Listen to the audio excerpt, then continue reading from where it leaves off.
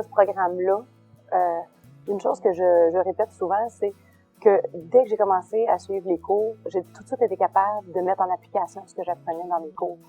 Dans ces cours-là, j'ai tout de suite repris des choses et à même les sessions où est-ce que je recevais les cours, j'étais capable déjà de l'appliquer. Et ça, je dirais que c'est peut-être l'élément majeur qui m'a fait là, vraiment apprécier ce cours-là. J'ai vraiment l'impression que ça répond à mes besoins, justement. Parce que j'avais jamais fait d'examen, j'avais jamais écrit un devoir. J'ai vite réalisé que c'est difficile de savoir le niveau de difficulté qu'on devrait atteindre dans un devoir, dans un examen. Son approche était plutôt de dire, voici différentes techniques, voici des concepts que vous devez garder en tête quand vous montez votre cours. Puis selon vos besoins, puis selon ce que vous essayez d'atteindre dans votre cours, bien, il y a différents outils qui vont vous être utiles. Ça m'a aussi moi, donné beaucoup plus de confiance dans ma capacité même d'innover dans le cadre de mes cours. Alors, le besoin au départ, c'est comment je devrais mieux ou pouvoir mieux enseigner ce que j'ai enseigné. Qui sont les personnes à qui j'enseigne?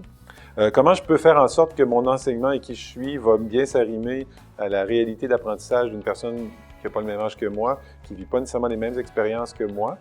Donc, comment je fais le joint entre les deux? Et on décrit à la fois le profil des apprenants, qui je dois être et comment mieux me connaître comme enseignant.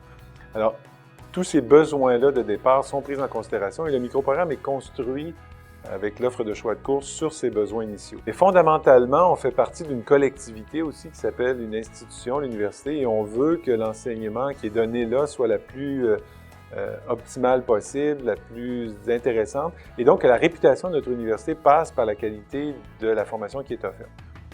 Le principal avantage du microprogramme, en fait, c'est que tout est axé sur la réalité de l'enseignant ou de la personne qui veut enseigner. Donc, ça part toujours de son propre questionnement.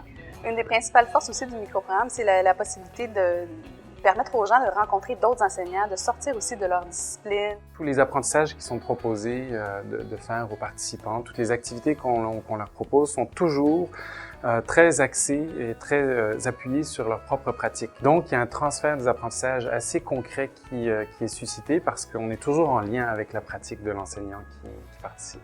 Une des forces du MPES, c'est la cohésion de l'équipe de tuteurs, je pense, parce qu'on a une vision programme. Donc, il y a une grande cohésion entre nous. On connaît vraiment les contenus de chacun des cours que les tuteurs donnent. Ce qui fait que je pense qu'un étudiant qui participe au MPES va sentir cette cohésion-là.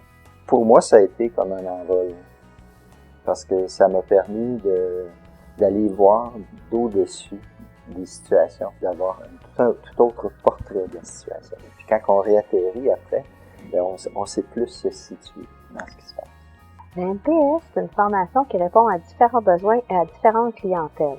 Donc, c'est-à-dire peu importe l'âge de la personne, son statut, son expérience ou le domaine dans lequel elle travaille, les personnes vont venir soit pour acquérir des connaissances, compléter leurs connaissances, se perfectionner ou encore ils veulent introduire des nouvelles façons de faire dans la classe.